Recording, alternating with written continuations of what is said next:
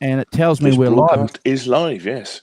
Wow, I just can't Good get over morning. how fast the Streamlabs app is, or program. It's phenomenal. Yeah. It's good, isn't it? I mean, I don't know. I'm really impressed by it as a quality wise and speed wise. It seems to keep up with all of us moving about, and doesn't it?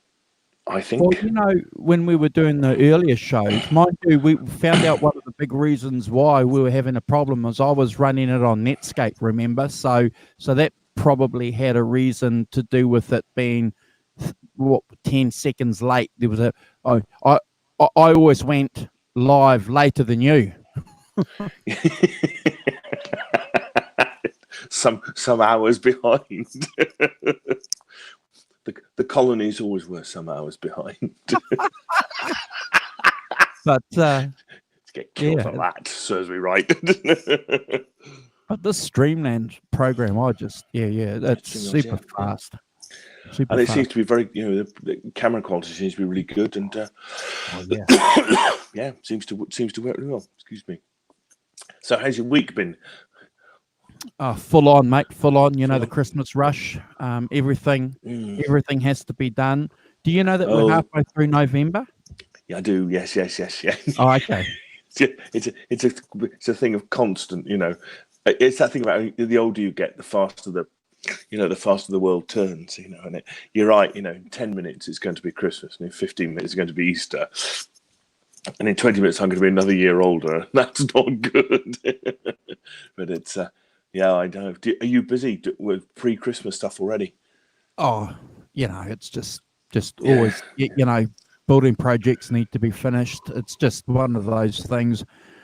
A lot of the construction sites here in New Zealand, Simon, they close down for 2, 3, 4 weeks. Really? 4 weeks, do they? Blimey, yeah. Yeah. Well, it's our summer here, you see. So it gets really hot. So actually, it's a good idea to close down for the hottest part of the year. And works. And it's the summer breaks. It's the time when you go away with your family and friends, and go away and do things. So that's why I was amazed when I saw your clip on your Facebook. Actually, two things on your Facebook page, i.e., someone in your household filming themselves grabbing a plate. That's Sienna. She's just down from where I am now, sitting there. Yeah. So I took a photograph of her to shame her into really? You're taking a bloody film of yourself getting a plate. Have we come to this?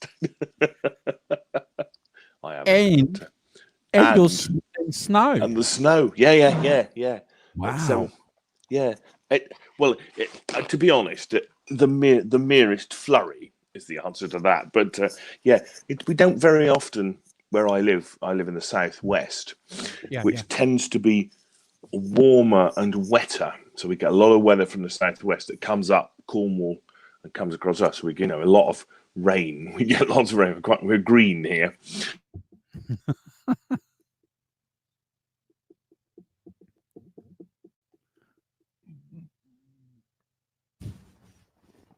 Pardon me. Stop that now. That's better. Sorry, I had a bit of spinning wheels of doom there.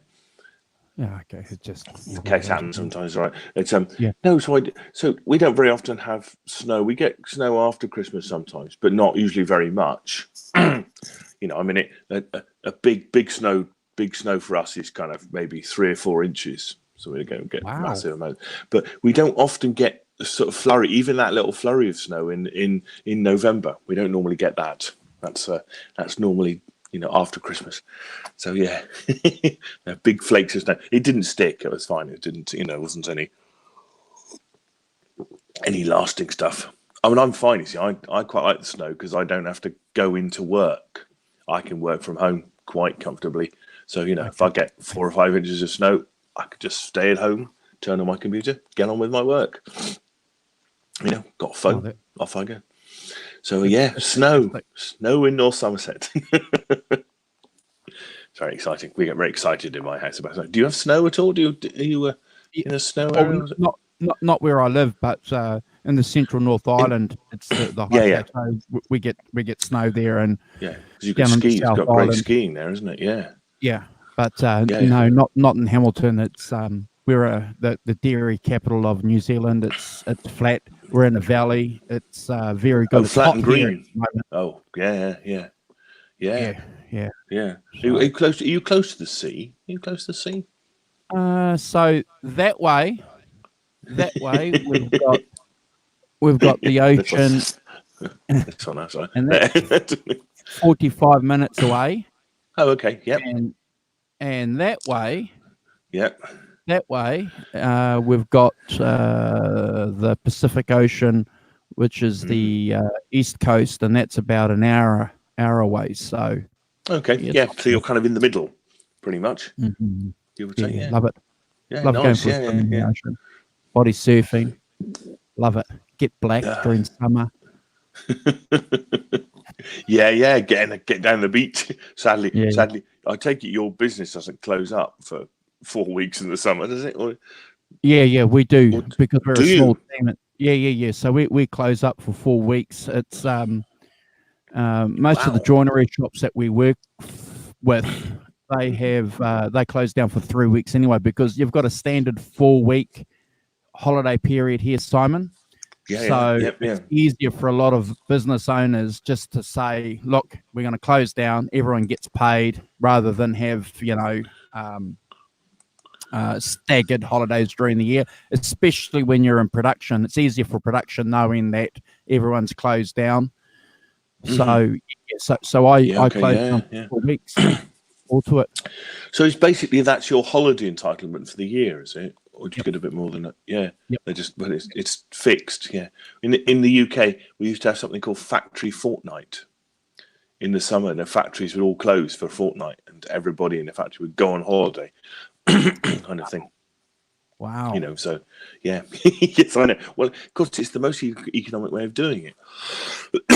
In those days, when it was more manpower, people, you get 200 people go on holiday out of your, 600 workforce. The factory closes down, but everybody's still coming to work. It's much more economic to go, right, first 2 weeks in August or whatever it is, last 2 weeks of July, right, closing the factory down, everyone's on holiday. That's it. So they used to do that. I mean, obviously now automation and stuff like that, they don't do that anymore. Factories are open 24/7, 365. Yeah, and we never had that history or legacy here in this country, Simon. We've always been under the pump, always 7:30 to 5. And your statutories, and that was it. There was no break during summer or anything like that. Get a couple of public holidays, but no, look forward to the holidays. We're quite lucky. I get 6 weeks holiday a year. Wow. So I get 30 days holiday a year. So wow. Which is I'm really lucky. I don't take it for granted. But because I've obviously worked in the civil service for the British government for a long time, 30 years.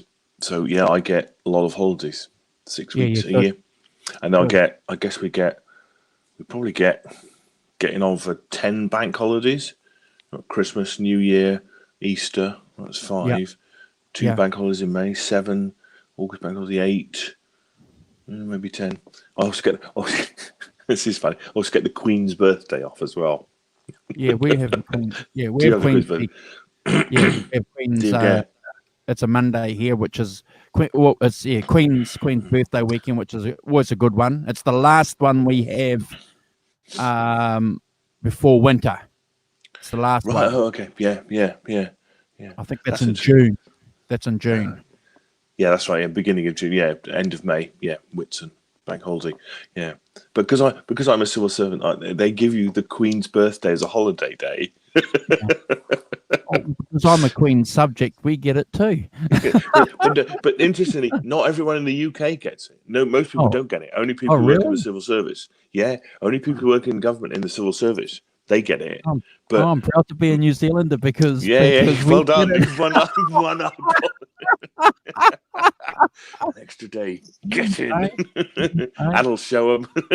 Bring them to their knees. Proud to be a loyal subject of Queen Victoria. I mean, Queen To be honest, Elizabeth. that's about right, really. II. Yeah, proud to be a loyal subject to Queen Victoria. As she's gone, forget I that. stood outside my primary school in 1977, and she drove past and What, waved Queen at Victoria? us. No, Queen, Queen Queen Elizabeth II. Elizabeth Yes. for her 25th anniversary. Yeah, that's right. Her Yeah, Silver Jubilee. Yeah. Yeah, it was a big deal here. Yeah. Oh God, it was a big deal here. We had street parties and everything. Yeah. And stuff. Yeah. And Republicans went on holiday to escape. Well, Simon, it's the Irish of me that's always going to be there for the party for Well, whatever reason. So crack. Yeah. So I won't get into any politics, but I'll leave the Irish in there at the party. Yes. Let's not go anywhere near the Irish political scene, shall we? That is a red hot poker, which we do not to pick up with our bare hands, fear of being burnt. Yes, it's one of the dare I say it, but it is one of the biggest sticking points over Brexit, over EU exit, because there are. It's big on our news here. Do you know what it makes me laugh because there are. Sorry, I roam into, but there's some interesting fact that there are obviously the Irish border between Northern Ireland and Southern Ireland. How many crossings do you think there are? I would say not many. Not many. Because of the troubles. You'd be wrong. There are more than 300 crossings. So if you've got a border between, this is what the trouble is. If you've got a border between Northern and Southern Ireland, right, which is, minor roads, tracks, everything else, right? Technically, if that's the border, you've got to have a border crossing on more than 300 roads. And of course, there is not the technology to do that. There is absolutely not the technology to do it. So who has to build the wall then? Eventually, the UK. Well, precisely. Well, yeah. So that is what the biggest problem is that obviously Northern Ireland and Southern Ireland are used to just people. They stopped all of that post, the Northern Ireland Agreement, so they're able to come and go as they please. That's fine. That's all. It's all good. And because we're both in the EU, so don't need a border. That's all fine. So, of course, we leave, and then so Northern Ireland. So do you put a border there? Well, that's where technically you should have the border. Now, the Unionists in Northern Ireland, see, there's talk of putting a border on the mainland, on mainland UK, because obviously that's only one entry point, one or two, and easy to control. But of course, that means that Northern Ireland is then outside the Union. Outside the UK, and you can see that's going to cause a lot of trouble. That's going to cause a lot of trouble. But the 300 plus crossings is more. It's about twice as many as the number of crossings there are on the eastern border of the EU. So the whole of the eastern border of the EU has about 150 crossings on it. And Northern Ireland, Southern Ireland, which is about, 50 miles or something, has 300 plus. Sorry, Ed. I like how this, it just shows, it gives you an idea of the complexity of, and what do you do with it? Trying to leave. How do you work it? What do you do? And that's and the thing with Northern Ireland too is you couldn't have a separate deal because clearly you've got the loyalists there who wouldn't want a separate agreement from Britain. That makes you not part of the Union. That's correct. And that's that the whole staple of their existence is being part of the Union. So they Great build Britain a wall. and Northern Ireland. So they bring the concrete and the barbed wires out again, Simon. And precisely, and you cannot imagine. Well, yes, absolutely. You cannot imagine any sane thinking person, I think, can only view that in the most horrific way, because that is, you're right.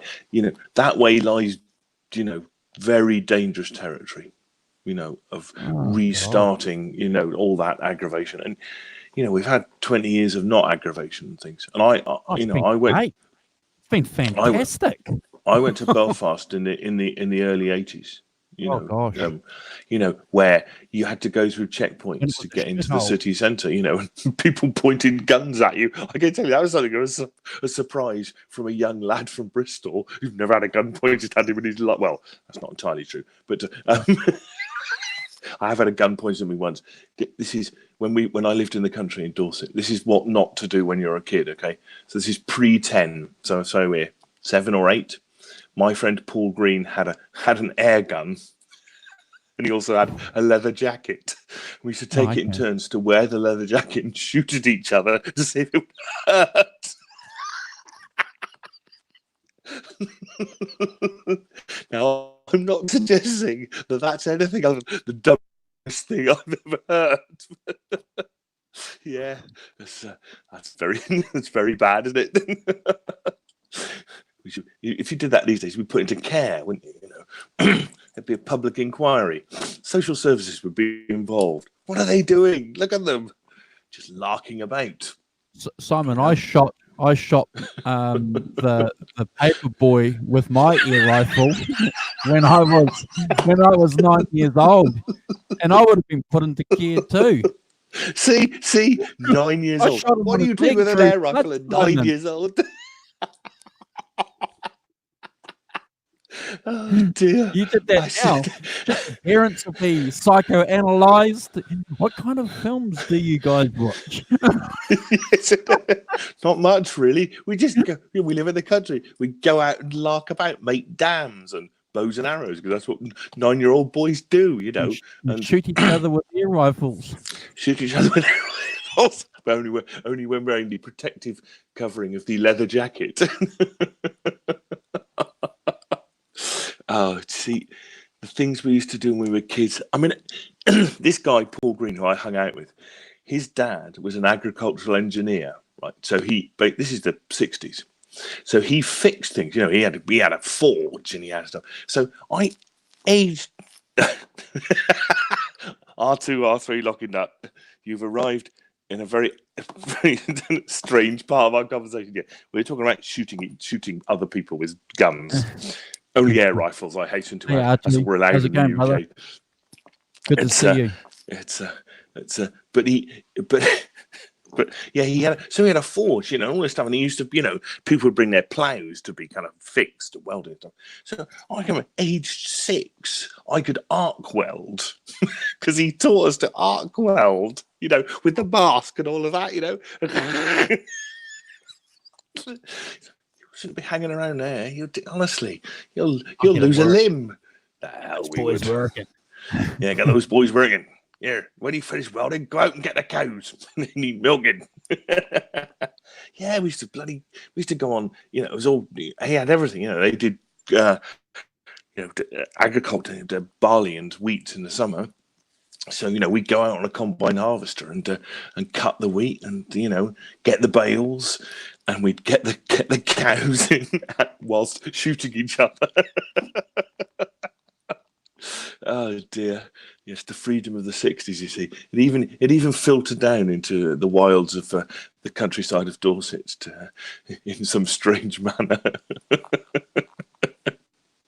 Oh dear. We're going to talk guitars now. Quick, let's get off of here and get on to guitars. Yes.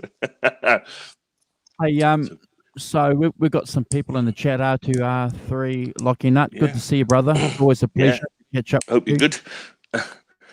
Big news a couple of days ago for guys like us who love guitar music is the reformation of the Black Crowes, and quite surprised to see that come up on my YouTube feed. I hadn't heard anything. There was nothing. There were no rumors, and all of a sudden there was Rich Robertson and Chris sitting there with who's the DJ? The American DJ. Eddie Trunk? No, not Trunk. No, Howard Stern. Stern, yeah. That's it. Boom. That's it. I've now run out of American DJs I know. I kind of didn't sort of pay much attention to it, when it comes up on your feed, because I thought maybe it was something from, a few years ago when they split it up. But then I had a look and it said, no, it's something about, getting together. So I clicked on, and they're sitting there and they're having a bit of a chat. They played a couple of songs. They sound great. They sound awesome. One thing though, Simon, I don't know if you've seen it. The guitar player, Rich, looks pretty good. He looks pretty good. He's been looking after himself. But Chris looked a bit tired, bit haggard.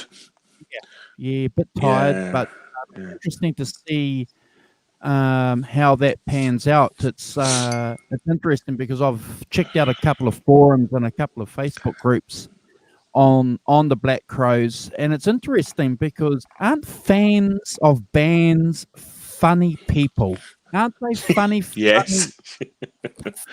Funny, kind of getting what they want out of it or something? Or well, it's interesting because on one of the big Black Crowes Facebook groups, you've got a chunk of people saying that they're money grabbers, they're running for the money. They were always anti-money, and now they're just going for the money. And then you've got some other fans saying, "Shut up!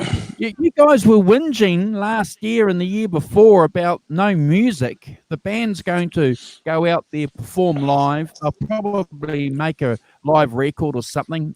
The brothers have put their attitudes behind them, and that was a pretty bad situation. I don't know if you know anything about it. Maybe we can talk about it later. We've spoken about attitudes and perceptions and bands before being a destructive quality. So I'm sort of sitting back because I love the band, don't get me wrong. When that first album came out in 1989, Shake Your Money Maker, it was like phenomenal. It was outstanding. Big fan right from the word go. So I'm sitting. God, I've played Hard to Handle in my old band. The Black Crowes, Great song.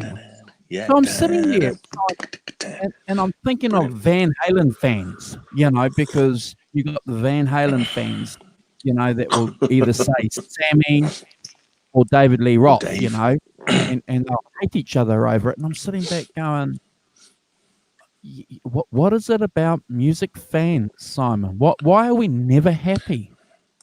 I think it's the investment, isn't it? You invest a lot of your time, money, and also kind of develop an emotional connection, to things that are good, and therefore it's that taking sides. It's where you were in your life when you heard. I mean, Van Halen is a very good. If you were 14 in 1978, when their first album came out, and that I think of 14 as being the sort of the ultimate age when you things really kick for you in music if you're going to get it, and so they you're 14 in 1978, you get Van Halen, then and that thing about changing singers or changing how some bands get away with it no problem, and some bands, I mean, I if I go back. I saw Deep Purple, for instance. I saw Deep Purple with Ian Gillan, and I saw Deep Purple with David Coverdale and Glenn Hughes. Now it wasn't. It wasn't. There don't seem to be the same kind of animosity towards the Glenn Hughes, or when Richie Blackmore left and they got Tommy Bolin in and stuff. It just carried on, and there didn't seem to be a great. I mean, I'm sure they call it the classic lineup and stuff like that. So there was a certain element of things being classic. I mean, the Rolling Stones as well, Brian Jones, Mick Taylor, Bill Wyman replaced with, I forget his name. Anyway, and so they've had to, nobody goes around. You don't hear, Mr. Fox saying, "Oh well, it's not the same as it was." He's still, they carry on, and it's fine and stuff. And yet some, as you say, some bands have a kind of, like the Van Halen is a good example of that. I think where these two separate eras, and distinctly separate. distinctly separate eras, and and obviously, and I think the thing you take out of the equation is that fans take out of the equation is that if you're a musician, what's your job? It's to go and play bloody music. It's not to sit at home furious because the original singer left. It's pretty simple, isn't it? It's pretty simple. I mean, you look at Jimmy Page. Jimmy Page has been in search of a band really since Led Zeppelin. Yep. And he's never really managed to find a band that was his vehicle after Led Zeppelin. He toured with Black Crowes there in the early 1990s. Oh God, that's a really good record. I like that a lot. That yeah. So live at the Greek, is it? Yeah, so that's really good. And and he did some stuff with David Coverdale, didn't he? He did The Firm, and he did obviously the Plant and Page stuff. But it never quite stuck in the way that Led Zeppelin did. And I don't understand why people think that that why wouldn't the Black Crowes get back together?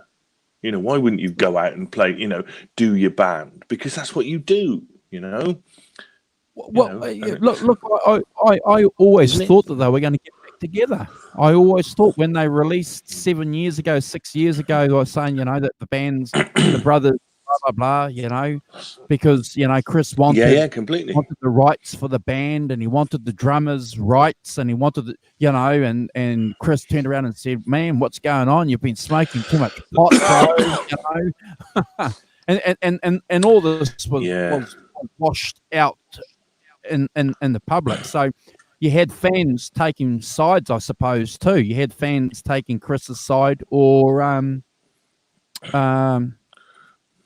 Rich's side. No, completely. I suppose. Yeah.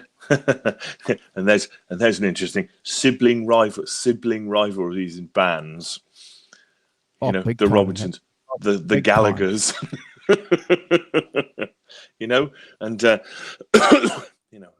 but I completely sympathise. But I think that anybody who kind of bitches about it. Oh, Mr. Guitar Hack. Still awake? How you doing? I was on his Smoking with the Hack Facebook thing earlier on. I always miss smoking with the Hack. Well, because it's all on. What's it? 8 o'clock, which would be like 9 o'clock in the morning for you. A bit later than that, 10 o'clock in the morning. Mm. So you could easily be. No, not on Sunday. You wouldn't be at work, but I don't hope not. Yeah, I'm doing other things. But hey, Hack, always good to see you. Yes, good morning, Howard Stern. There we are. I see. But I think that for the most part, that anybody.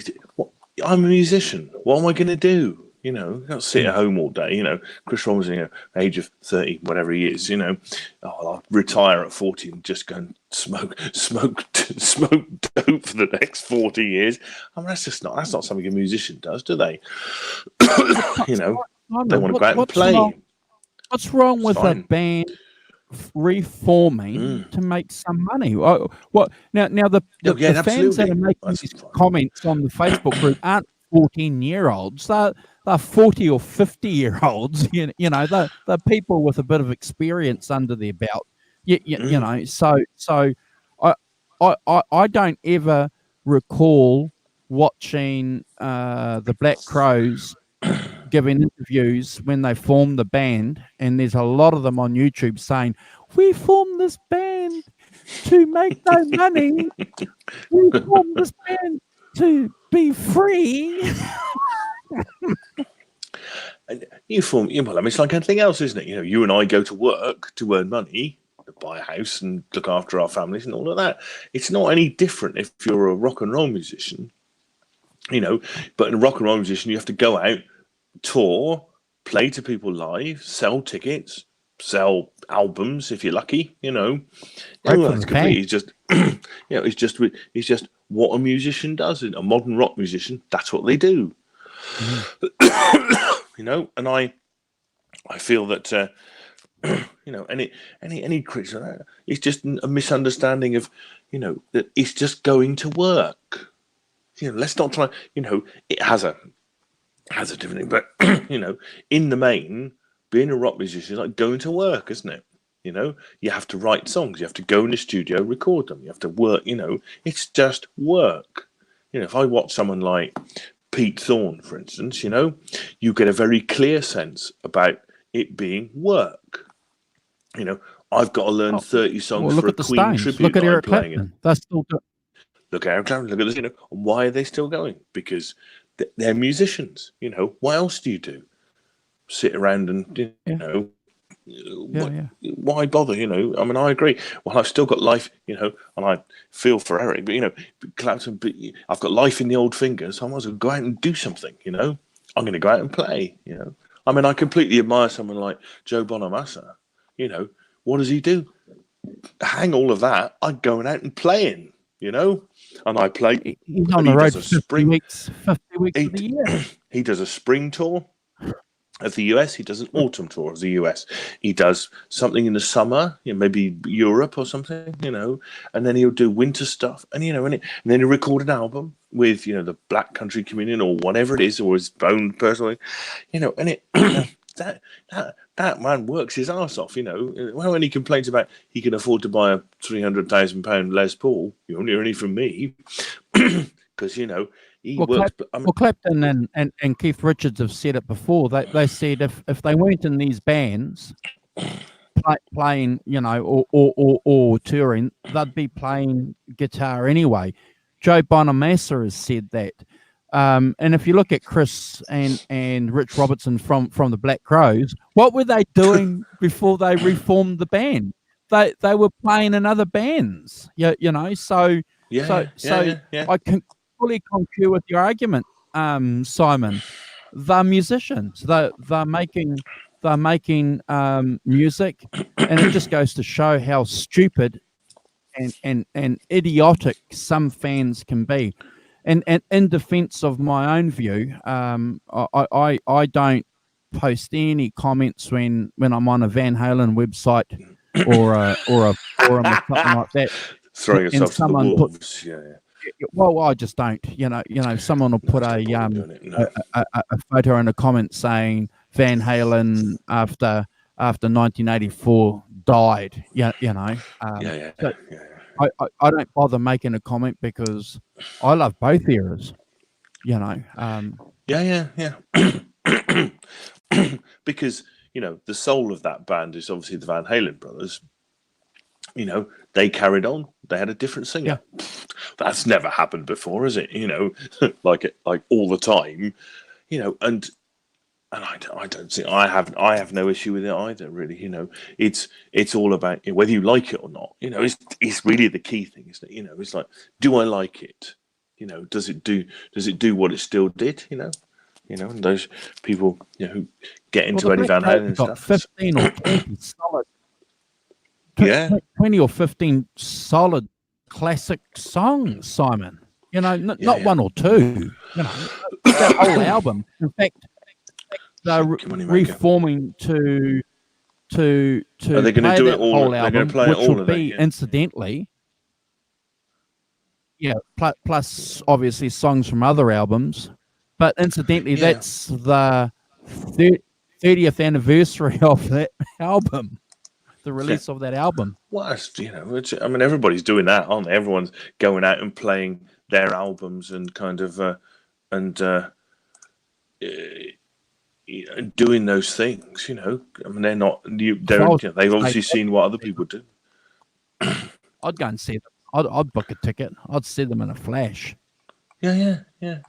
I mean, you know, I think it's completely fine. So I'm just having a look. I just found the tour dates. I'll just see if I could work out how. Well, basically, they're doing. Come to the UK?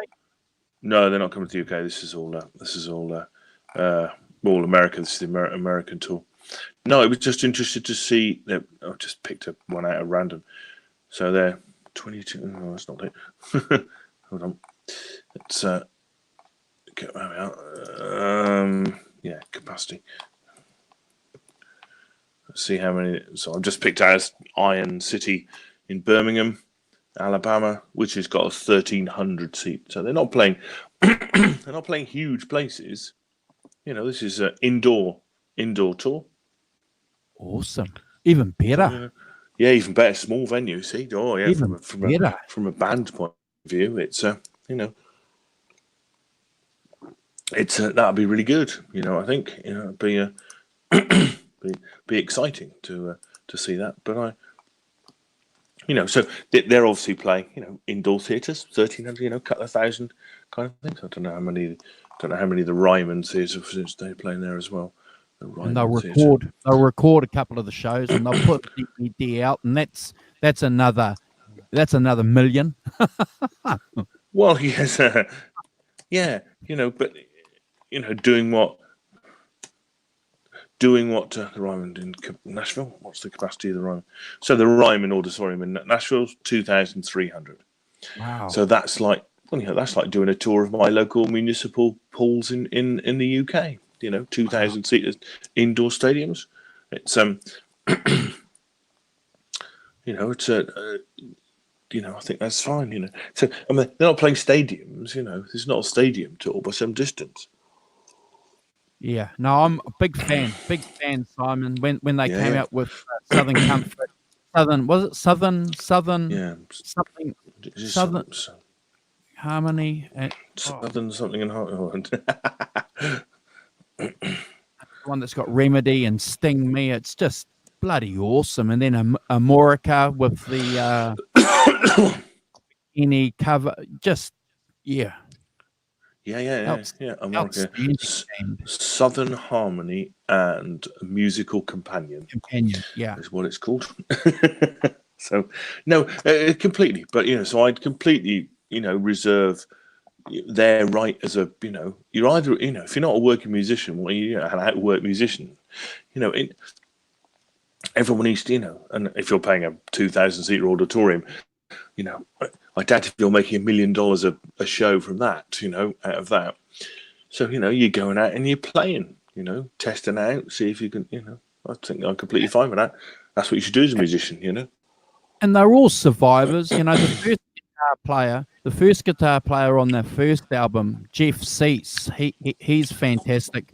They got rid of him because he was developing, as I understand, a bit of a fan base that was in separately. Yeah. Oh dear. Yeah, and right. in comparison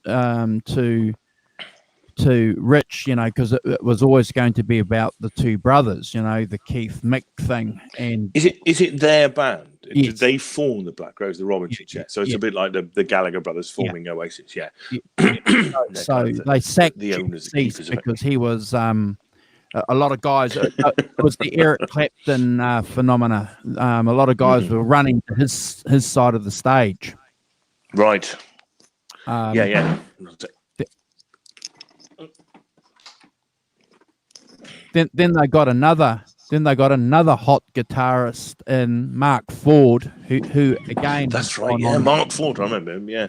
He's done some awesome solo stuff. But what's really interesting about that band and the drummer who's no longer in the band, but they're all survivors. They're all survivors, Simon. They were on it, Simon. They lit the firecrackers. And they all go on and play in other bands. Yeah. And find other ways of making a living through through music and stuff like that. I just think it's, you know, if you set yourself up as a musician, that's what you're going to do, isn't it? You know, and for a lot of musicians, it's a lot of different things these days, isn't it? You know, it's kind of, you know, if you're, you know, you might do demos, or you might do clinics, you might do, you know, tours with your band, you know, do your own stuff, sell some merchandise, you know, you appear on other people's shows, and all, you know, there's all sorts of stuff, you know, going on, the ways of making a living as a musician. And I think, you know, that, but the basic point is, you know, they have to, if you're a musician, you only validate yourself, I think this is the important bit, by going out and playing, don't you? You don't validate yourself as a musician by not playing. So I think that I watched another clip from another guitarist who I love. He's in Colombia at the moment, and he's he let his fans know because there's some troubles in Colombia with with some people, obviously the workers there, and also the government. So he released a statement saying that it's all good. You know, the venue that they're going to play at. But he's yeah. the exact guy that you were just saying, Simon. He's I've been a fan of this guy for 15 years. He records an album every year. He's touring. He goes to South America. He goes to the Middle East. He goes to Asia all the time. Next year, because he turns 50. Next year, he's releasing an album with 50 songs to celebrate his 50th. Well done. That's good. Yeah. You know. Yeah, and then he gets endorsements with guitars. You know, he's been a Fender guitar player, Telecaster. Now he's with Victory amps, but making money. You know, he doesn't go and sell out 2,500 seater arenas. He goes to clubs with his 400, 500. You know. Yeah. but clearly, one of those guys that you and I were talking about. What's he going to do if he's not doing this stuff? But you go with a 3-piece, I guess, and kind of, keep it all lean and keep it, no, completely, and you sell T-shirts and you, it's very much like the guy that Dave Nestor went to see, Andy Timmins. Yeah. Andy Timmins, Andy Timmins, same thing. Well, great, but a proper, today working musician, doing the clubs with a little 3-piece, just a bass player and a drummer, going out, trying to make the most of his tone, but also doing, demonstrations and other stuff. Anybody have him? Fair enough. I think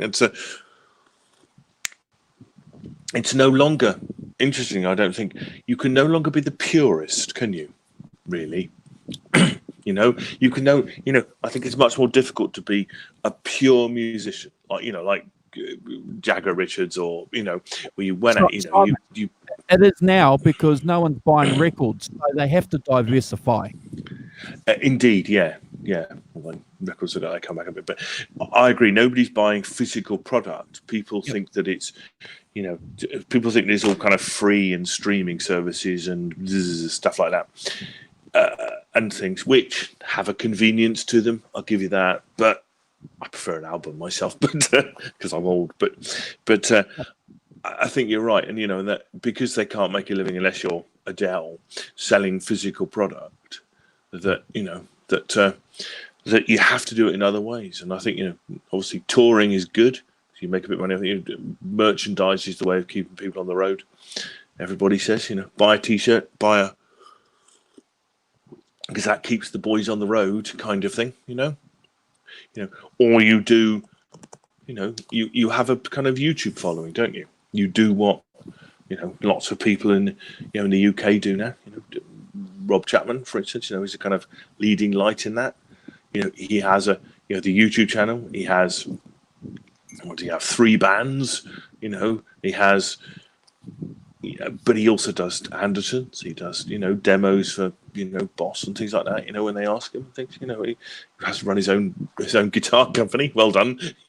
But they all got things to do that are not purely just being a musician, making music, do they? The diversification. I agree. You get a band like Dream Theater, another band who I love, who always come out with videos, Simon, and letting their fans know. So Simon's cooking a barbecue tonight. So Simon's going to do a video of him flipping some burgers, and making some burgers, and he's going to mention, oh, by the way, we're going into the studio next month to record a new album. And then Simon's going to put that on the YouTube, and the fans like me go, oh, wow, great, awesome. Yeah, awesome, great. Well, in my day, if I go back to 1973, you'd buy the NME, the New Musical Express, and in there, in the news section, would be Dream Theater to record new album, kind of thing. So you'd find it out. Yeah, I mean, the mechanism for delivering that message has changed, but the message itself has not changed, and they know that audience engagement is the key. You know, you're sitting there waiting for a message from Dream Theater, you know, and when they come and they go, I'm recording, you're going, good, you know, because they're wanting brilliantly. I think, you know, that they're already getting you to invest in a product they haven't yet developed, which I think is, you know, cool, you know, crowdfunding, you know, all those things, you know, pre-ordering things for. What I like though, Simon, and this is going to dovetail a little bit into what we were talking about earlier. What I like about that band, for example, I'm using Dream Theater as an example, is that they hold their fans in the palms of their hands. It's very clear, Simon, that they go out of their way. They go and do meet and greets after every gig. They'll stand there for 2 hours, Simon, signing records and meeting their fans. That they are a band who knows and respects their fans, and they've been doing that for 30 years, Simon. You get a band like Van Halen, who just take it for granted, in my opinion. Now, I'm probably going to get a bit of shit here, but they don't. It's not taking it for granted. Just they started in 1978 when the business model is completely different. You know, remoteness, not engagement with your fans, the mystique, Simon, the thing. That's what it is, isn't it? Pre-social media. 2019 now. They should be locking onto it now, making up, at least giving something back to their fans. You've got the Rolling Stones in a way which do that. They don't come out every week releasing, you know, information about what they're doing, but still they give something back to their fans. There's that respect. And a band who I don't like musically, and you know, we always hear that, and I think, wow, that's great. I love it that John 5, who I don't like as a guitarist, you know, I don't like that. That John 5, yeah. I admit he's a great guitarist because I've seen him play Van Halen riffs, but I don't get into that kind of music. But he loves fans. He goes and plays in small gigs, and he stays there for 2 hours, Simon, and he'll talk to you. Signing stuff. Yeah. It's become part of it, isn't it? The meet and greets. You know, the artist plays, and then they kind of will hang around, sell you a T-shirt, and kind of shake your hand and have a photograph, you know, and stuff. And yeah. But it also that, you know, because of social media, Wikipedia, the internet, you know, the distance between the fan and the band has you know, really, you know, as I say, bang, you go back to 1975, you know, if you were lucky, you know, Led Zeppelin, for instance, never appeared on television. You know, never had singles, never did television, never did, you know, they do the odd interviews, but really didn't do much interview because they wanted to maintain a mystique. Now, in 2019, as you've just said, that's not really a business model that floats, you know, and I think that it's, you know, I mean, it probably does if you're the Stones, it probably does a bit, but as you said, they've embraced it enough for them to cover themselves, and I think that's you know, sensible, you know. But they haven't they don't do hanging around afterwards. But I'm sure you can buy meet and greets beforehand, can you, and stuff like that. Normally, they probably had those for a long time, but well, the Stones certainly before their gigs, you know, because they are legends of rock and roll. They are the only rock and roll band left in the world, I suppose. The people that go to their meet and greet, presidents, corporate CEOs, you know, Simon and Andrew, we're not going to get a sniff in the door. Quite rightly, the rabble. Don't let the rabble in. But I don't feel negated as a fan by the Stones because I'm not going to get a chance to get into a meet and greet because I know that there's videos there's messages that the Stones come back and they'll say thanks guys. You know, how many times has Mick and Keith thanked their fans? They're always doing little social media things, aren't they? Ronnie's very good at doing little social media things and stuff. You know, here I am off to the gig again.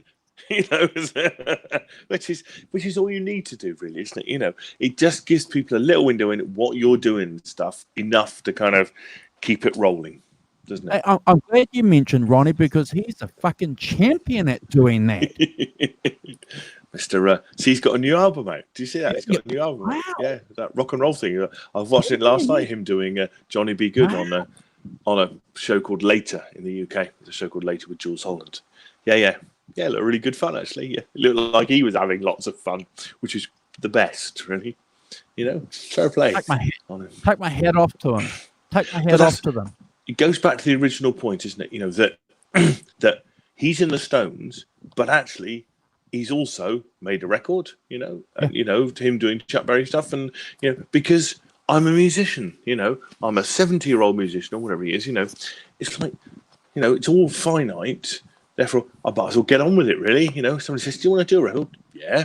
Do you want to go and tour the Stones? Yeah. Might as well just crack on with it because I'm a musician. That's what musicians do. And I think that it's important not to forget that and not to let if you like, the money get in the way of people being musicians. You're a musician. Go out and play. Well, they don't need to. Certainly, they don't need to because they're multi-millionaires, Simon. Well, indeed. Yeah. I think maybe there's a certain amount of they need some money to maintain that lifestyle. But no, I agree with you. I think they are multi-millionaires, and they don't need to go out, especially in your 70s. You don't need to go out, but they still go out because ultimately that's what they do. Who did I see? I was going to make a point now, and I can't remember what it was. It'll come back. Yeah. So I think I completely feel that that's what they do, and the money, doesn't really. They make a few million more, but actually, as you so rightly say, I don't think they notice the money. If they didn't want to play, they wouldn't go out and play. And any amount of money wouldn't persuade them, really, would it?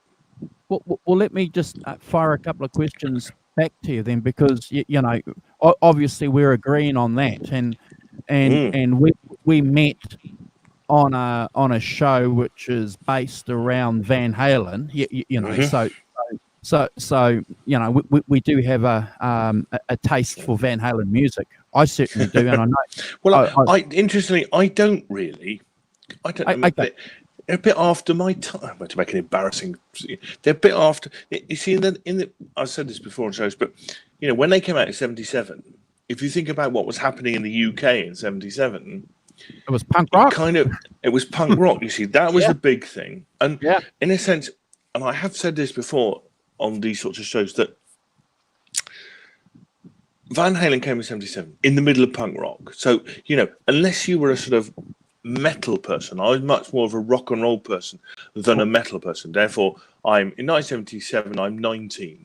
So, I'm into punk rock, I'm into, a lot of other things, but, I liked, The Clash. I think the Clash, a great rock and roll band, whatever else they were, you hang them on. But as a rock and roll, I've seen them live three times. Fantastic rock and roll band, and that's really what they were, like the Rolling Stones, but it meant that Van Halen over here, not nearly as big over here as they were in America.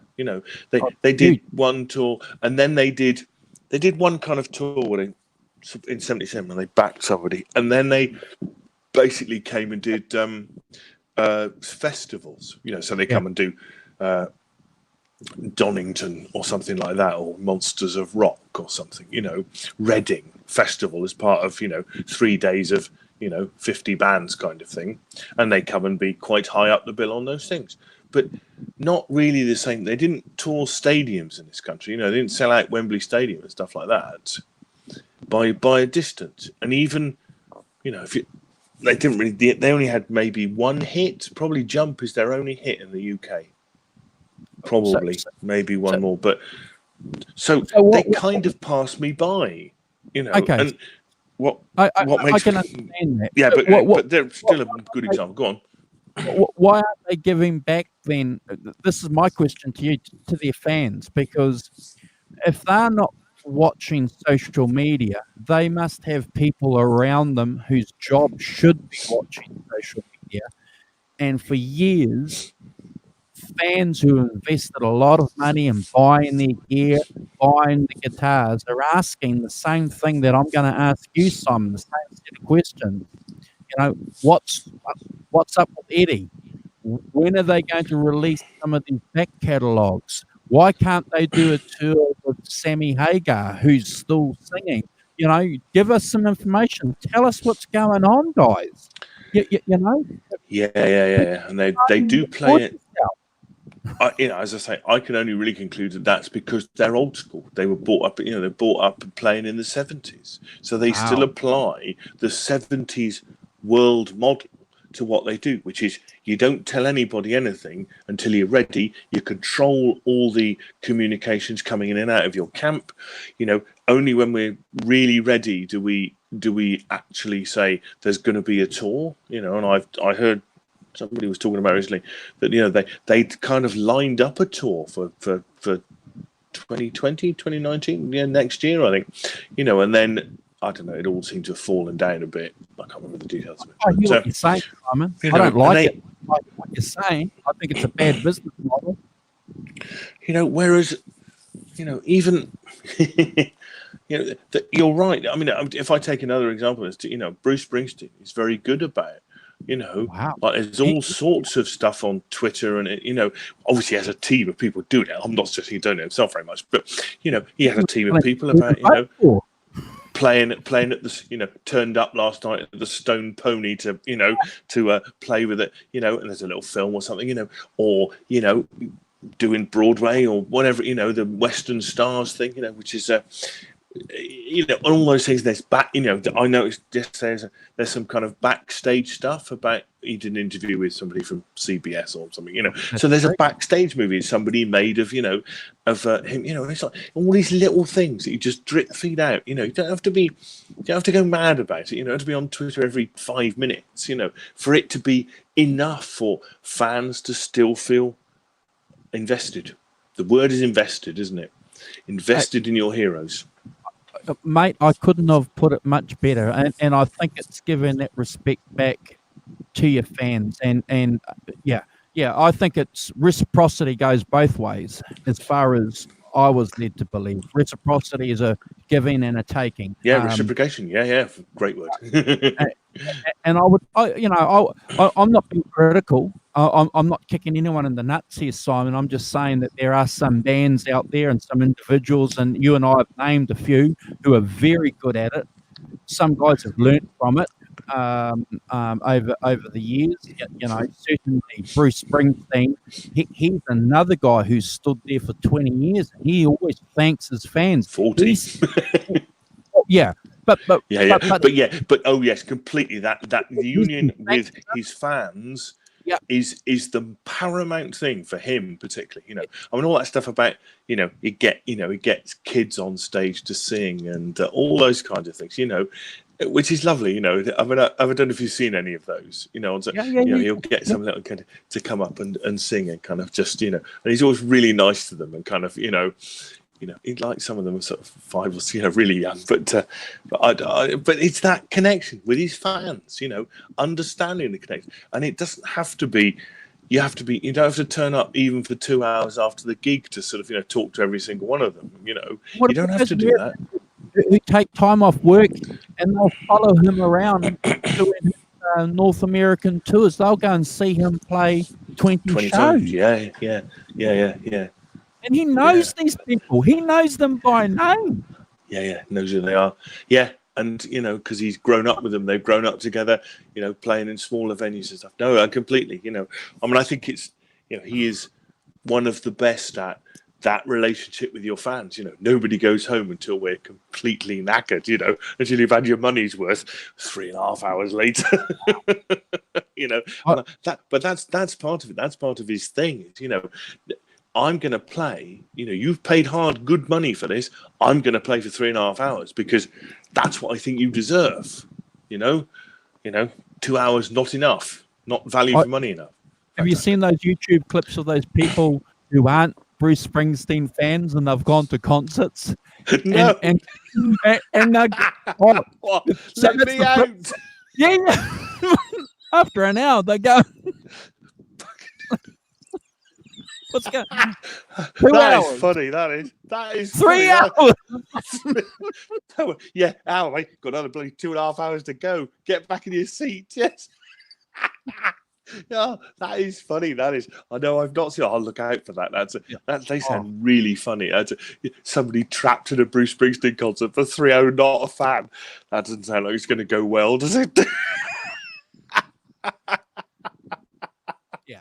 Oh But I dear. certainly take my hat off to these guys. You know, you and I did a Springsteen show, and you mentioned that Mm. earlier. You know that he's one of the fans, one of the artists who certainly gives back to his fans. So yeah, Yeah. I Yeah. take my hat off to him, and I suppose musically he's an example, but also as a business model that you mentioned earlier. If you want a good business model, look at Bruce Springsteen.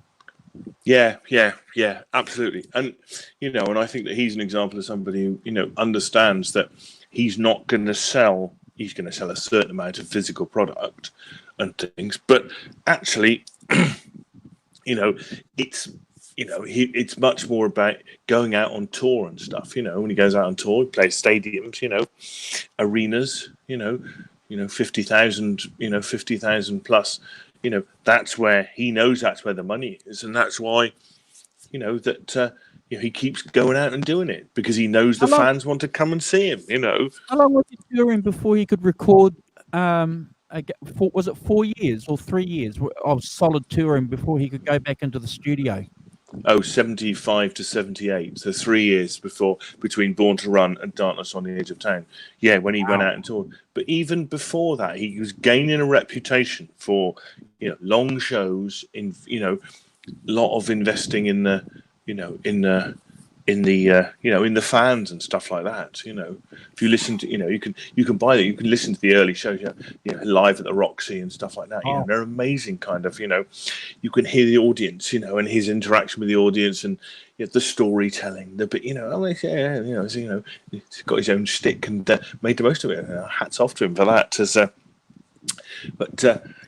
I think his business model is because he's use the word legend with some care, but I think because he's been going for a long time, like the can I Stones. tell you something, Simon? Go on. I fell in love with him when he released The Ghost of Tom Joad. Yeah, brilliant record. Yeah, I don't. Those it's, records. Devils and Dust is another great record. I love that kind of acoustic-y type thing. Oh yeah, Nebraska. Yeah, fantastic records. Bigger. I think they have a heart, don't they? They have a heart about them. They talk about something real, real people's lives, and the way he sees it. So I think, I'm a fan of I've been a fan since 1978. So it's, when I heard Darkness on the Edge of Town, which I thought was a fantastic record, still do. He's in the league of these Americans talking about ordinary life that transcends the boundaries, national boundaries of America. To touch a guy here born in a working class family in Hamilton, New Zealand, and a guy in the UK. There's not born in a there's working class family, which is a bit odd, but still. Yeah. But still, well, that's precisely the power. That's precisely the magic with that music. So when you look at Peter Fonda, and is it Peter Fonda or Henry Fonda? Henry Fonda in The Grapes of Wrath, that Dust Bowl, Henry Fonda. So you're watching a vivid story there unfold. I've never read the novel, but apparently the novel, South Steinbeck's novel, is just one of the greatest books ever written. And when I see Bruce Springsteen, when I hear Bruce Springsteen, I get that nostalgia. That's something that rings through that whole trajectory, that legacy, Simon. That's what I get. Yeah, completely. And I get that too. And I get that kind of human concern, and I get the kind of slightly sort of protesty kind of singer thing, but done from a very human angle. But talking about people's lives. I mean, have you seen him on Broadway? Have you watched it at all or listened to the record? I've seen clips of it. Yes. Yeah. It's worth. It's I mean, God knows, it's a fantastic show. I mean, to be fan, but I you need to watch. you need it. But the beginning is very funny. He comes on and he says, I'm a working class hero who's never had a job in his life. I'm a fraud, a charlatan. It's very good, very funny, but but also a very good point about the fact that all he's wanted to be is a musician, and he's never had these working class jobs or whatever. He's never had any of them, which is amusing, but true. That he can inhabit somebody else's life without it actually being him. I think that's one of his things, is that you cannot take any of his songs necessarily to be about him. They are about, they're much more universal than that. Whereas some people write very personal stuff.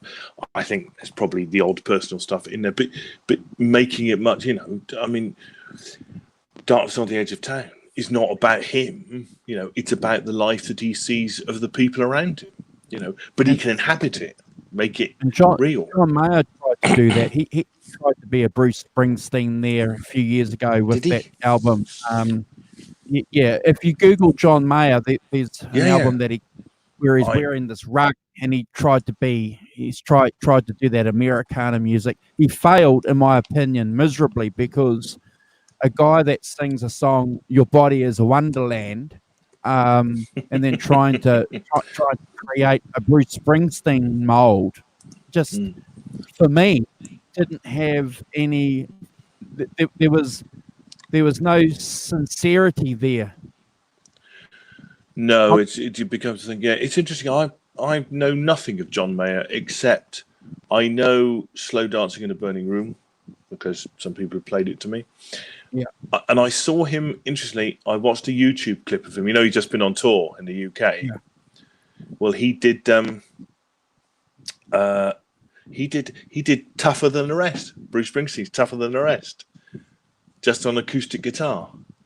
It was a good version of it. But it's kind of like, all right, okay. I mean, I listened to it because it was a Bruce Springsteen song that I know. Want to see what he did with it. But yeah, Born and Raised was the album that he. Oh yeah, Born and Raised.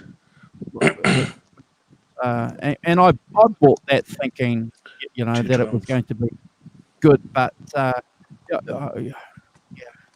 was no authenticity there for me. Right, okay, that's interesting. Yeah, I might check them out. But yeah, I mean, I think that that whatever you say, that being authentic, Bruce Springsteen does that better than most, doesn't he? The authentic working class, rocker and stuff. But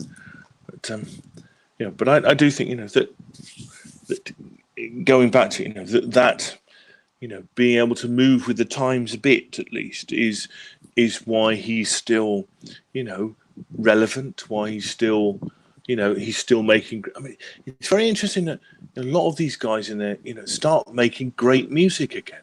I mean, the Western Stars record is a great record, really good.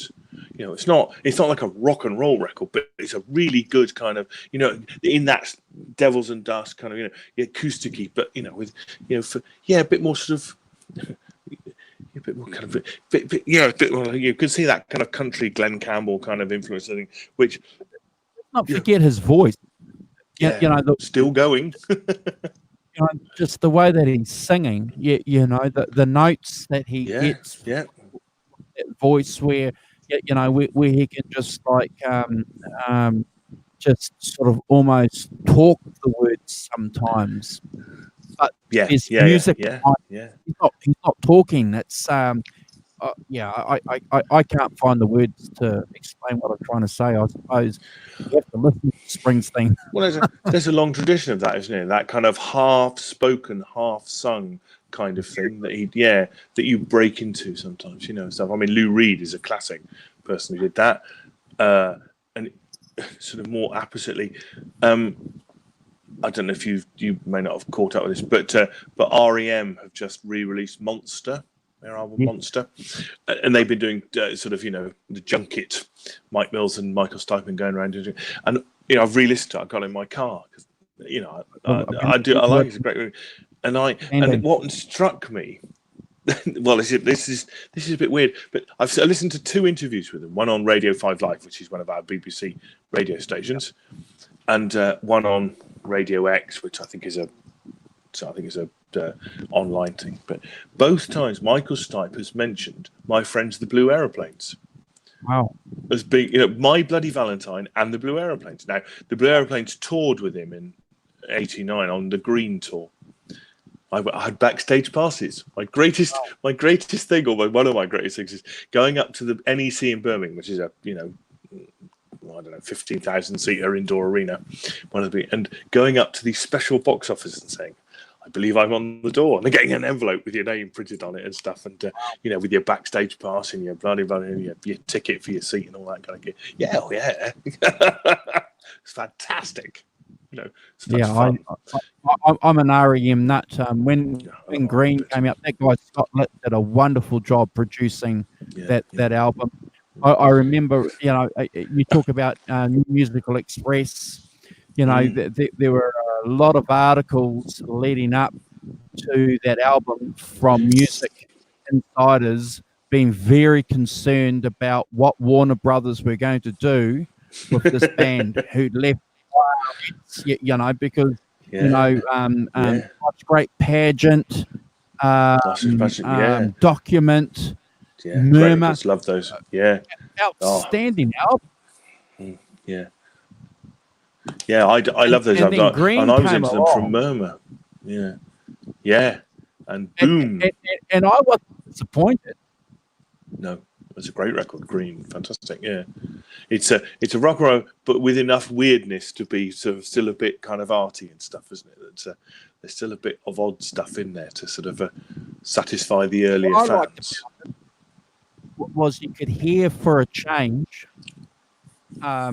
Michael's lyrics. If you're a it was perfect for you to have a set of your own lyrics for any of their songs. It was perfectly acceptable, because you couldn't quite hear what he was singing. No, not much. Not in the beginning. No, not certainly on Murmur and. So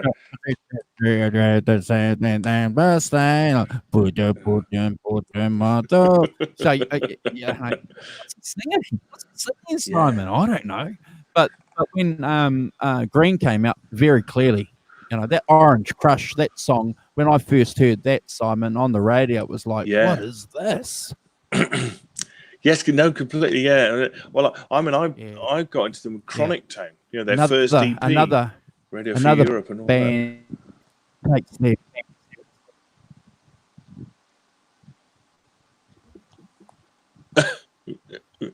Yeah, have you gone? Oh, you've gone all silent. Well, I think we had some spinning wheels. That's right. Did you have a spinning wheel? Spinning wheels. I didn't have spinning wheels that time. You had spinning wheels.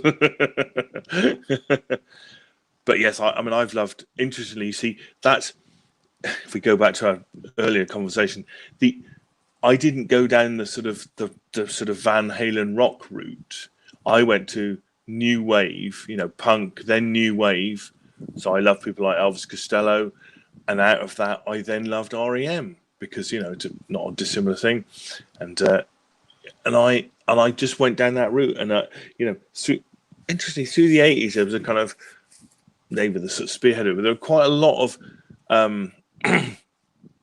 sort of guitar bands in the 80s. People like, I don't know if you heard of them, the Long Riders. Well, you heard of the Long Riders? That's the whole reason why I loved them, because you could hear the guitars. You can hear the guitars. It was great. And drums and, real people playing and stuff like that. And they weren't synthesizers or Linn drums or whatever, and stuff like that, which not really my thing. But, that's why I loved them. So I went down that kind of alt rock sort of thing. And Green on Red. Remember Green on Red? Heard of Green on Red? Yeah. I don't know if these names mean anything to you. Is it? Yeah, Days of White. What's that band called? Days of Wide and Roses.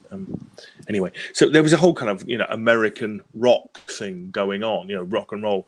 The Long Riders particularly were particularly good, and Green on Red, and Jason and the Scorchers and people like that. Battleship Chains and all of that. So the Blasters and people like that I really went down that road rather than the sort of in the UK, following, of course, but kind of it had been pushed to the side really. There's a heavy metal, the heavy rock scene in the 80s in the UK really got pushed aside. Not much of it. Iron Maiden made the charts, Run to the Hills possibly. Get the odd bit Jump, from Van Halen, which is not, but it's a bit of Def Leppard late 80s, but but not they didn't have that many hits. They had big selling albums in America, Def Leppard, where that music was probably much more the audience were more accepting of that type of music than they were in the UK. I think there were a lot of other stuff going on in the 80s in the UK. Go on. This is what I loved about REM, for example, versus Iron Maiden at the same time. A guy like me, I could be Peter Buck. Peter Buck, skinny guy. Yeah. Rickenbacker guitar, Vox amp, plugged in. Yep. Skinny guy jumping up and down. To be Adrian Smith in Iron Maiden, you had to have the leathers, you had to have the long hair Simon, you had to have the tops. Yeah. So, it started to get very technical, didn't it? Yeah. So I couldn't play Led Zeppelin, but I could play some chords on REM. Yeah, completely, and absolutely. And I've talked about this on the, and I think it's really important that and it's not, but the sort of the death of the guitar, which it isn't the death of the guitar, but part of those things, and I've talked about this, is that in the 60s, we started off with quite simple stuff, Chuck Berry, and people learnt those things, and you could get into it. You could, you and I could play that stuff. When you get very technical, those Iron Maiden things are obviously very worked out. Very technical. It's like, how do I get to anywhere near that? When you got to work and you got to do it, and I think that gap starts to open up. And people have bridged it. I'm not saying that there are guys on here, like R2, for instance, who can do all of that. They understand, and it leads on to that kind of the theory thing that we wanted to talk about. That it started to be more about technique, understanding, theory, and that leads to a different kind of thing too. And REM was still much more about feel and organic, and you and I could play it. Therefore, that was what was good about it. I could play that. Van Halen, nope. So again, the good thing I loved about I loved about REM, they're from Georgia, so they had that blues kind of like just plug it in kind of mentality, that country mentality. Simon, I've just look at some of those clips of them playing when Michael's got long hair, and they're just having a great time. They're jumping around there, and who's the bass player? Mike Mills. Mike Mills. Great singer. Man, he's just a phenomenal bass player. But do you know who the pivotal person in the band was? This is really interesting. Is in their biggest records and their most popular records were done, and it's Bill Berry, the drummer. Bill Berry had loads of influence on what they did, not just in obviously musically. It's really interesting that he got sick for a long time, didn't he? He had a brain aneurysm or something. Album he did with them, I think. Yeah. And then he quite interesting. Yes, decided to stop just in case. But I think that the four of them, and he did have a big influence, and I think it's not really acknowledged that much, but it really is that post Bill Berry, they did other stuff like New Adventures in Hi-Fi and things like that, a bit more experimental, but they never quite had the same thing as they did when there were the four of them. No argument from me. You know, I think I like things like Reveal and New Adventure and I think they're great records. But you know, they're not the same as Green or Out of Time or indeed Time's a masterpiece. Every single song on that album's a masterpiece. Yeah. Or what's the one with oh God, the one with Everybody Hurts on it, Night Swimming and Automatic for the People. Thank you. Yes. You know, was that his last album, Automatic for the People? Yeah, I think it probably was. It was album with them. Yeah. So and that was their biggest album. One of them. Huge. And then he kind of, and then he left. And then they went into some bit more.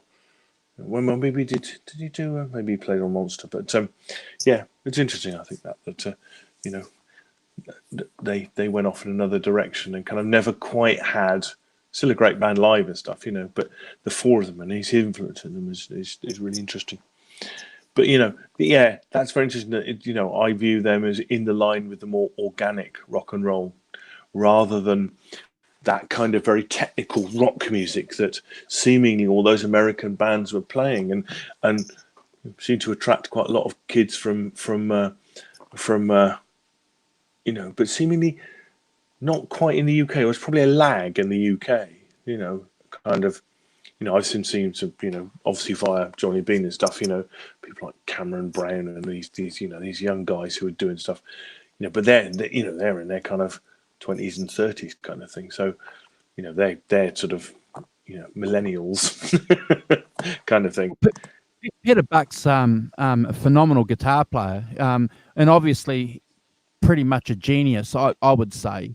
But what's interesting, if you read articles about, and I'm sure you have, Simon, being a REM nut, he said they formed the band and they wanted to learn while they were performing, and they had, they got together and they said very clearly, we're going to make mistakes, it's not going to be perfect, but we're not going to let anybody point our mistakes out and criticize us, and we're not going to feel bad about that. So whatever mistakes we make, we've made them. Yes, absolutely. Again, great advice for any prospective musicians out there. If you can, make mistakes. I wish I took that advice to heart, because when I made a couple of mistakes, and it was pointed out to me in a music band situation, it had a big effect on me, Simon. I didn't have that attitude back then. I had to develop that attitude.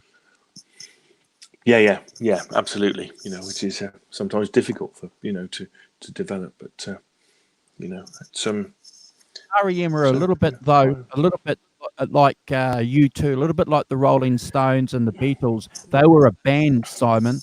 They were a band. Certainly, U2 is a very good analogy, I think, for REM. Yeah. Kind of definitely that four-piece, split interestingly four ways, so that it was never, that I've talked about this before. That one day, some of the members of the band go, wait a minute, I'm still living in a 3-bedroom house. I mean, why is he in a mansion? Because he writes all the songs. Why are they? Because they get all the publishing and all the, and that's a massive part. And I think that U2 and REM are two examples of bands where they split it four ways. All songs by REM kind of thing. Because they recognised that was probably the way to do it. That you kept a band if everybody felt they were big. Bill Berry's creative input to those things, as I've just said, is kind of, really worth something, and and needed to be recompensed accordingly, even if he didn't write the chords for them, kind of thing.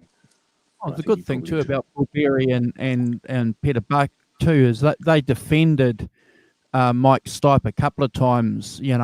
I don't know whether it got to a stage physically, but apparently it's well known, that there were a couple of redneck guys at some concerts. This is just before they were breaking, being critical of Michael Stipe's sexuality and making a couple of comments, and and Peter Buck apparently went up to these guys and made it very clear very clear, F off. You're not, Yeah, clear off, leave us alone. go, get out. So, I admire that. Yeah. Reckoning, that's right. That's where I came in. Yeah, Reckoning was a great. I love Reckoning. South Central Rain and stuff. And I particularly love Reckoning. I can remember I was at university, listening to it on my Walkman, going to university and stuff in London. Yeah, fantastic. But so I think that and we can get into the thing about the theory thing or not the theory. Theory or not to theory. That is the question. Look, I'm looking at the time and it's 1:30. We've been on live. Ain't got anywhere near it, have we? Terrible. Let's just if anybody's watching the show later on, Simon and I are going to talk about. Listen, okay, this is quite interesting because we're going to be changing our times if it's of interest to anybody. So we're going to be later on a Sunday. Hooray! Yeah, we're going to be a couple of hours later on a Sunday, and if all works well, we're going to. Yay! Lucky for you guys, you might get Simon and I. That's the sound of people running in the opposite direction. on Monday New Zealand time. So so we're going to work that out with Carl because apparently it's easier for him to go live with us on a Monday New Zealand time. But Simon and I are still going to do a Sunday show. Yes. talking about trying to get to the subjects. Next week I'll talk about his opinions and theories on whether or not a guitar player needs to know music theory and how much music theory does a guitar player need to know, and anyone else's opinions or thoughts on that, more than welcome. Yeah, I think that's an interesting. Yeah, I mean, how much do you need to know? I mean, it came up in the guitar breaks holiday that I went on in May. Oh, okay. It came up there. And this is a sort of blues orientated thing. So would you think of blues as not being very theory orientated, being very pentatonic and very kind of jamming and loose and feeling and but we learned some stuff. We started learning some things with Mike Goodwin about triads and stuff like that. You think, okay, and just as the thing that the discussion that Jay and they were having on Johnny Bean's show that I thought was really interesting. And I went away and learnt a new chord on the back of it. So, Mr. I don't know. I sort of had it in my mind, but I went away and worked it out. And thought, oh right, that chord. Yes, now I understand how it works and where it comes from. And so, which is pleased me no end. So, I think that'd be an interesting conversation to have. Awesome. As well. I'm looking forward to it. And we can talk about the Fender Ultras. No, let's not. Why the new Fender Ultra series doesn't have stainless steel frets? Okay, this is what we're after. Have you seen that? As people complaining, there's a new sort of Fender line out. This, which is pretty much the same as the last one. They make small improvements and stuff like that. But everyone go, why hasn't it got stainless steel frets? None of my guitars have got stainless steel frets. You know what? I've yet to notice. Disappointed though I am. So if all goes well, we're going to be on about this time maybe, or around about this time tomorrow. 6 o'clock. Yep. With Carl, continuing the great. What's he calling it? The Great American guitar players or unsung heroes of America or something. Yeah. Something. And Dwayne Allman is the next installment. So Yes, the great hopefully- Dwayne Allman. Yeah. Yeah. That's a guy. But- That's a guy who knew his theory. Yeah. Yeah. Yeah. I don't know whether he did not. Did he know his theory? We're going to investigate Must that. have. I don't know whether he Must did. have. Yeah. Must Well, have. yeah. But did he? Well, it's a whole new ballgame. Did he get it? But I mean, the guys who were doing Mike Bloomfield, Be a Roy session Buchanan. Be a session guy. They must. You had to. They must have known. I don't know whether they. I'll have to kind of have a look and see whether they had lessons, whether they, whether they had that kind of, whether they must have. And I think that old cliche. They must have known the fretboard, mustn't they? They must have been out. But I think that what the difference is, one of the differences must be that, and it's the same for most bands of that era. You learn things by ear, by putting on a record, playing it, and trying to work out what they did, slowing it down to 16, messing about with it, trying to work out what they're playing, because you didn't have tab, you didn't have film of them playing or anything like that. You had to try and work out what they were playing, which is kind of ear training, if you like. And so, I think that, what you find is that's the way that they learn stuff. You learn by learning other people's songs and other people's solos and things like that. I mean, that Eric Clapton spent, was it time at John Mayall's house, didn't he? Just playing John Mayall's blues, months doing that, and kind of, where he must have picked up a load of, licks and, things, changes, songs that he could play. And then having done that, by sort of osmosis, you start to learn about where you're playing on the fretboard. So I play here, and there's an A there, I can play that there, he's playing that there, and then he's going to there. You kind of learn those things, don't you? And by being able to go, right, so I'm playing an A here, and that's, I can play that there, and I can do that there. Okay, so you start learning the fretboard, don't you? Because you learn the fretboard, and as I say, it's by osmosis rather than somebody sitting down and writing it out kind of thing.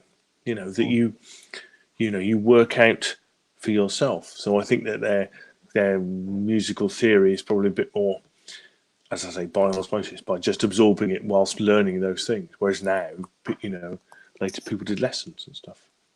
I look forward to next week's show. Yeah.